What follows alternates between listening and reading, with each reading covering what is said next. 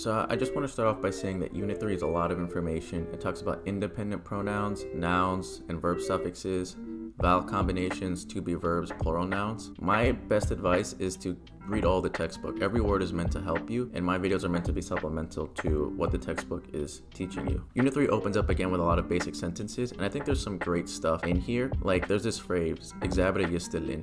So this is a way of saying thank you. And also sometimes, in Ethiopia, people will come and beg for money, and instead of giving money, people will say "Exabere yistelin," like "May God give it for me" is the direct translation. It's a pretty commonly used phrase, and a response to that specific phrase can be "Abdo yisitein," let him give it to both of us. So this is a way of saying you're welcome in a way. In terms of responding, the direct translation is "let him give it to both of us." And by reading this, you got to learn about a pretty specific phrase that's very common in Amharic that you can use. And there's other things here that are a little bit helpful for understanding the upcoming textbook chapter, which is what I'm about to get into. So 3.1 talks about pronouns. So these are the independent pronouns right here. So ene is I, anta is you, anchi is you female. Skipping this one. Ursu or isu is he, urswa or eswa is she, ursacho is sacho is he or she polite, and this one I think comes up a little bit, so I'd recommend learning that one. Enya is we, enanta is you all, and nisu or ursu is they. So these are the pronouns by themselves, but I don't know if you remember from previous lessons that a lot of verbs will imply the person doing an action. Like in English, if you wanted to say I ate, you have to say the word I, which is separate, and then ate, which is the verb. But in Amharic, if you wanted to say I ate, you would use the word meblat and then conjugate it to say bella, which means I ate. So the textbook explains that like in Amharic, these independent pronouns are much less used in Amharic than they are in English because a lot of sentences can basically function without them. But when they are used, they are slightly emphatic. So like here, ene Amerik awi nen. Ene is I. Amerik awi is a way of Ethiopian saying American, like that adjective. Nen is a to be verb, which will be covered later, and it means like I am this thing. So ene Amerik awi nen. I am an American. You can just say Amerik awi nen. That functions perfectly fine by itself because this nen to be verb, and I apologize if my pronunciation is not very good, implies that it's about myself. So you don't need this ene. The ene just kind of makes it more emphatic. Anchi is you female. Onjo is beautiful. Nesh is to a be verb for female. So anchi, you, beautiful, you are female is what that directly translates to, or you are. You can say onjonesh by itself, perfectly functions as a sentence. Anchik onjonesh makes it slightly more emphatic. So the textbook doesn't mention it directly, so I thought I would mention it myself. Sometimes these pronouns are actually vital to understand what someone is talking about in a sentence. 3.2 starts to talk about suffix pronouns. So what this means is that at the end of verbs or at the end of nouns, you can attach certain suffixes, and it tells you for the verb who it's being done towards, and for the noun, who owns whatever noun is being discussed. This comes up more in 4.1. So we'll just start off with the verb suffix pronouns here. So there are two rows for the suffix pronouns, one for if the verb ends with a consonant, and one row for if the verb ends with a vowel.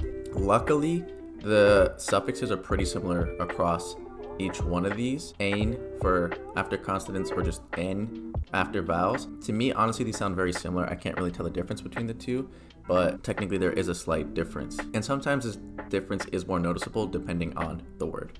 So if you say like ain or n, this would mean that the verb is being done like at me or to me. I after consonants, h like ha, a soft like breath out after vowels, would mean that the verb is being done to you male, like you're talking to a you male. Ish, this s with a ch is supposed to be ish, or shi would mean something is being done to you female at the end of the verb. I'm skipping this polite tense. Him is a little bit weird, where after consonants you can have o, w, like I don't really know how to pronounce it well without like a word itself, and then w after vowels. But there's an exception where you have a T. So this T occurs after words that end with a U or CH, and that's how you know that action is being directed to him or to an object like it. Because again, isu, which is, the he conjugations. I'm just trying to use the Amharic to help build familiar with it. For the isu conjugations, that shares conjugations for objects also. So if you wanted to say like he fixed a car, then you'd probably use this conjugational system. At, luckily it's the same for saying an action was done to her or at her. Ain or en is, an action done to us. Achuhu, and achuhu. So there's some asterisks here that will probably be explained later. This means an action was done to you all. This is supposed to be plural. I don't know why the textbook doesn't have that.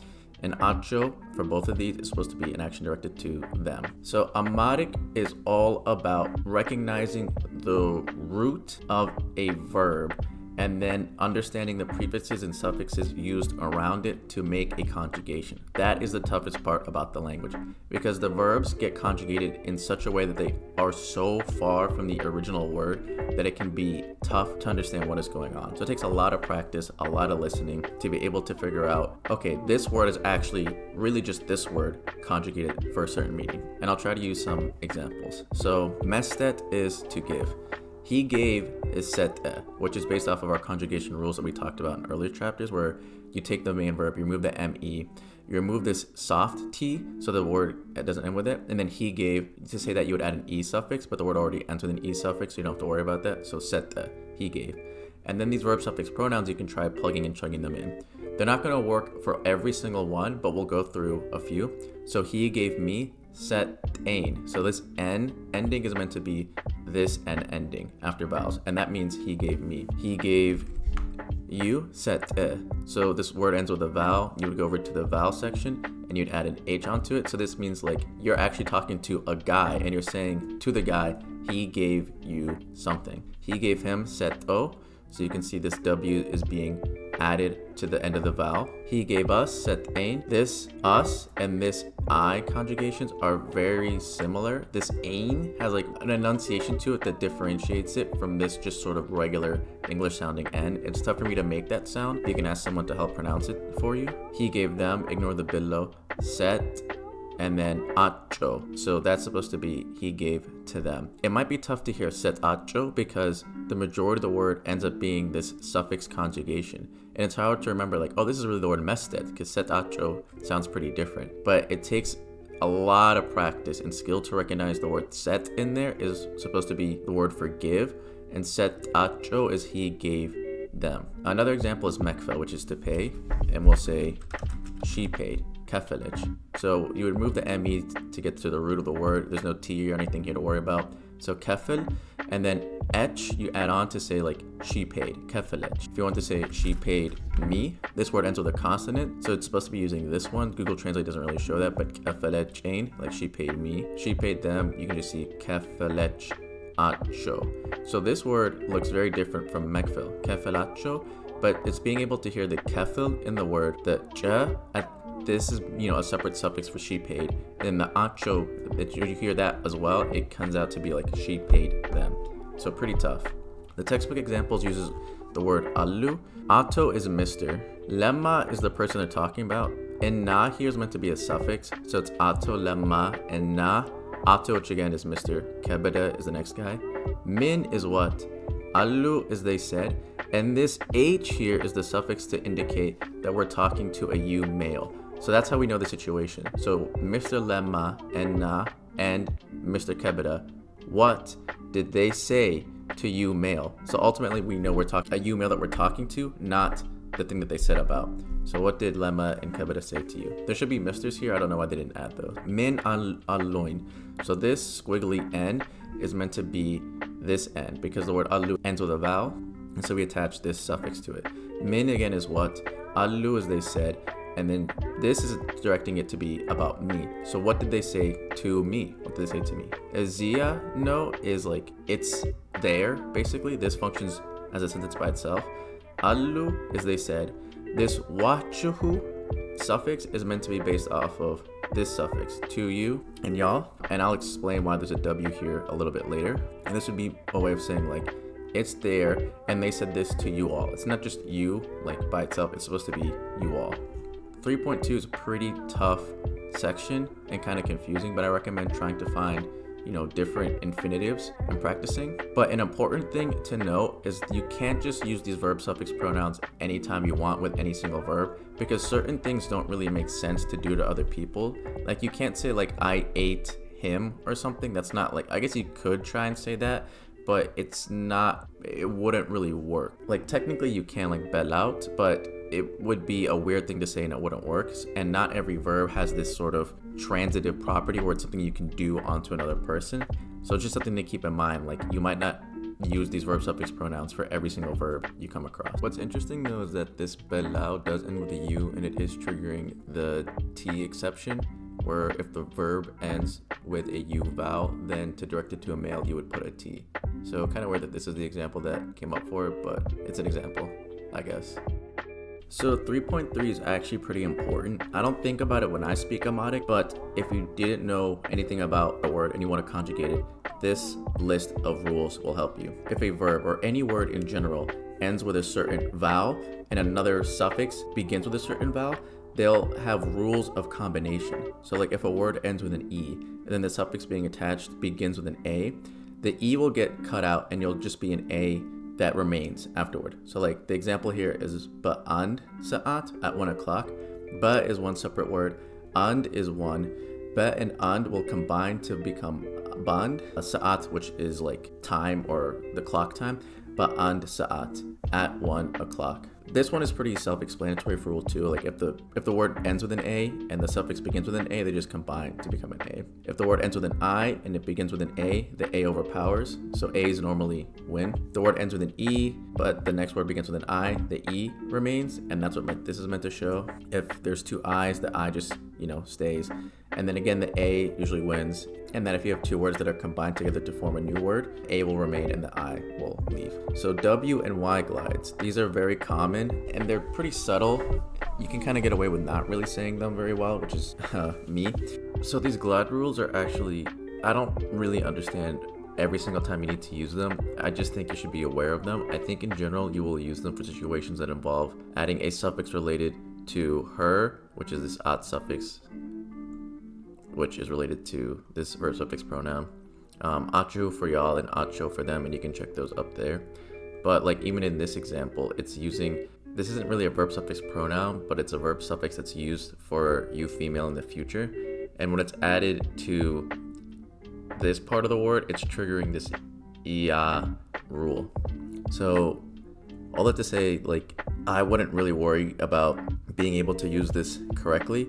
I would just make sure, like, if you hear someone say this, you understand, like, oh, that's why there's a W in between the felegu and acho. And I guess when I say that word in particular, I need to add the W, because to me, it's actually just too complicated and not worth the time and effort to be able to memorize and apply this rule system when you're speaking or just practicing in general. Because as you can see up here, there's an I and an A together, and the word becomes bagin, but it's not using an A from at, achuhu, or acho. It's an A from this word agin, which doesn't have any meaning on its own. When it's combined with this word that doesn't have any meaning on its own, they create a meaning like ba'agin, which is like if I find. Felegu is they want, but because it ends with a U and you want to say like they wanted them, which is acho, when this U from felegu and this A from acho combine, they're gonna have a W put in between them. So feliguacho is they wanted them. Just to clarify, acho by itself doesn't have any meaning. It's just a suffix that when combined to verbs, then creates a meaning of saying something was done to them. Some of these words here exist by themselves and function by themselves, and some of them are really just suffixes that have no meaning by themselves, but only add to the meaning of a word when combined with something else. Feligo is a conjugation of wanting, and then al is a suffix for he wanted in a different situation, but I'll explain that later. And this feligo ends with an O, al is a suffix added, so that means there's going to be a W put in between them to make it felegoal. I and A will have a Y put in between it, and tefelegi isn't a word by itself. Alish is a suffix that we'll learn about in a different section. Tefelgia, ia is like what this would become from the I and the A coming together, and it'd be tefelgialish would mean you female want. It's a lot of rules. I mean, for certain words, I would definitely just memorize what they sound like in conjugation to try and help make it simpler. These last few sections are luckily a lot easier than the other ones. So there are to be verbs, and apparently you use na, and then you add these verb suffix pronouns to the ne, and it'll tell you like whoever is that thing. I don't think about it like that. I just know that these are the words. Nain is I am, ne is you are, nesh is you are female. I'm skipping the polite tenses. No is he is or it is. Because remember, esu, which is the he, which means he. Conjugations share a lot of conjugational systems with objects. Not or nech is she is. People will use either one of these. For plural, nen is we are. Nachuhu, something like you all are something. It's supposed to be plural. And then nacho is they are. If you wanted to say like I am big, you would say tilliknain. This like ny thing is meant to be the squiggly n here that is shown. But if you wanted to say like we are big, tilliknen, like see how this n here doesn't have that squiggly line thing? It's just supposed to be a more regular nen. She is smart. Bille nech, which is what this C is meant to be. Like this C by itself is a CH. For certain things though, like certain adjectives in English, it won't work if you try to say like I am happy using nain, because there's a verb that means to be happy and it can be conjugated from itself to mean like I am happy, I am sad. Yeah, like mazen means to be sad. Just ignore this LE for right now. And if you wanted to say like I am sad, you would conjugate it, and this is a conjugation system that you don't know, where you would conjugate this word to say like I am sad. It's not going to use the word nen for I am for this word, but there are other adjectives for which it would work. Like if you wanted to say like I am young, right? You can say like what at nain. Like that would work. For young it would work. But these are extremely important and they come up pretty often, like all the time. So it's really important to get good at these, and luckily they're pretty simple to use. Like you just put like, here the example is like turu, which means good, and then no, he is or it is. So turu no would be like it is good. It could also mean like he is good. Like if you really didn't know which one you're talking about, you can use, again, like I mentioned before, these pronouns. Like if you wanted to say isu or ersu turu no, that will help clarify that you're saying he is good rather than like something is good. If you wanted to say mekina turu no, mekina is car, that would help you understand that like turuno is applying to an object and you're saying the car is good. Turuno by itself can also mean he is good if you have enough context to know that you're talking about a guy in the situation. If you had some sort of context, like maybe you guys have been talking about this car in the previous sentences, and when someone says turuno, you know in that situation they're actually talking about the car. So that's another reason why these pronouns can be very helpful and important for communicating in Amharic. So one of the to be verb examples is actually down here in 3.6. I don't know why they put it here. Ato is Mr. Tesma is this guy's name. And na is used as a suffix, but to me it means it's a separate word and it means and. So Ato Tesma and na Ato Lemma, which is another guy, so Mr. Lemma. Ethiopiawin, this is meant to be like a way of saying Ethiopian. Nacho. And nacho here is they are. So Mr. Tesema and Mr. Lemma are Ethiopians. This are is coming from nacho, and it means like they are, whatever this thing is. Making things plural, luckily, is very easy. If the word ends with a vowel, you add och to it. If the word ends with a consonant, you add och to it. And you do that with any and every single noun, and it will make it plural. It is noted that sometimes people don't even care about this woch versus och rule system. Like a modic word for students can either be tamari woch or tamaro, and people will say both. But I think for you as a speaker, you should just try and plug these in appropriately. And then anytime you hear some sort of och thing attached to a noun, then you should recognize that this is the plural form of that word. So some of the plural example sentences given are this one. So tamari is against students. Woch is like plural for students. Nain, or nen is we are. So we are students. Astamari is teacher. Woch is being attached to it to make a plural, so teachers, and nachahu is supposed to be you all are. So it's like talking to like, you know, two or more people, like you are teachers. The book also makes a small note here about how to say nationalities. So all the nationalities are going to end in this awi thing, like Ethiopiawi would be Ethiopian. Ethiopiawiyan is how you make it plural to say Ethiopians. Amerikawi is American. Amerikawiyan is Americans. Inglesawi is supposed to be like, you know, British English people. Inglesawiyan is Englishmen. And you kind of keep going with every single nationality. So kind of weird, but you know, just something the textbook is mentioning. This last note, I think my note here is, 3.6 pronouns are easy. I don't know what this is. Lick no is it is correct. Lick means correct. No is a way of saying like it is or he is. I think when it's just by itself, you normally imply that it is correct, unless if you have context of talking about a guy. Kürb is close. Hotel is hotel. Yet is where, and then alla, like where is there, like where is there a close hotel. This transition vowel I think is the same one I've been talking about, where it's a really weak vowel glide that is followed at the end of a consonant of a word. They put this I here, but the word doesn't really have the I to me. It's just memad. It's not memari. It's not memari, like some soft I. It's just memad. But technically in Fidel, I feel like I keep bringing up this chart of Fidel. Every single consonant has a vowel attached. This I think is meant to be this transitional vowel that's basically non-existent. And actually if you go to like Wikipedia and you look for an Amadic Fidel translation, look, in this row they just put the consonant by itself. They don't even try to include this transitional vowel that to me doesn't even exist. I don't know what this rule is, but if you figure it out, great. That's probably actually will help you. And that's the end of the chapter. There's a lot of pronunciation drills here and a lot of great words and phrases that you can get from this. Substitution drills, you can try plugging in different adjectives like I mentioned before into here, like ene denane, like is saying like I am good. Ene tinnishne is a way of saying like I am small.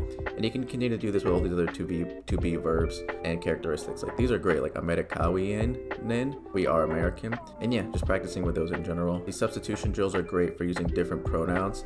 So like ene tamari nen is talking about like I am a student. It's not just plug and chug though. Like if you wanted to say like you male are a student, you would say anta tamari and then ne. This actually here. So like anta replaces astawai with tamari ne. So it's about not just, like replacing this word and keeping this word. You do have to actually think about what you're trying to say and make sure that this pronoun matches with the to be verb that you use at the end of the sentence. And that is the end of Unit 3.